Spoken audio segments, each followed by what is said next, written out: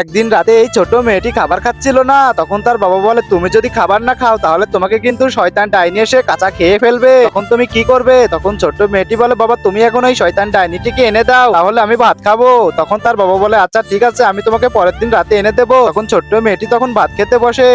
কিন্তু তার আগে তুমি যদি তোমার বাবাকে ভালোবেসে থাকো তাহলে ভিডিওতে একটা লাইক করে চ্যানেলটিকে সাবস্ক্রাইব করে নাও, আর যদি তুমি না করো তাহলে ভাববো তুমি তোমার বাবাকে ভালোই বাসো না। পরের দিন সেই ছোট মেয়েটির বাবা একটি মহিলার কাছে গিয়ে বলে তোমাকে আমি এই টাকাগুলো দিলাম, তুমি আমার বাড়িতে ডাইনি সেজে এসে নাটক করবে। তারপর বাবা তার মেয়েটিকে নিয়ে ঘরের মধ্যে দাঁড়িয়ে থাকে। এরপর শয়তান ডাইনিটি এসে দরজা খোলে। তখন মেয়েটির বাবা ভাবে যে হয়তো এটাই সেই মহিলা ডাইনি সেজে এসেছে। তখন ছোট্ট মেয়েটি দেখে অনেক খুশি হয়ে যায়। এরপর ডাইনিটি রান্নাঘরে গিয়ে সেই ছোট্ট মেয়েটির জন্য 2 প্লেট খাবার নিয়ে এসে বলে তুমি এখন এই খাবারগুলো খেয়ে নাও। তখন সেই ছোট্ট মেয়েটি অনেক খুশি হয়ে খাবার খেতে শুরু করে। এর কিছুক্ষণের মধ্যে শয়তান ডাইনিটি উধাও হয়ে যায়। তখন তার বাবা দেখে অবাক হয়ে যায় যে আসলেই এটা শয়তান ডাইনি ছিল। পরের দিন সেই গ্রামের মহিলাটিকে ফোন করে বলে আপনি আসেননি? কয় না আমি সেদিন আসিনি।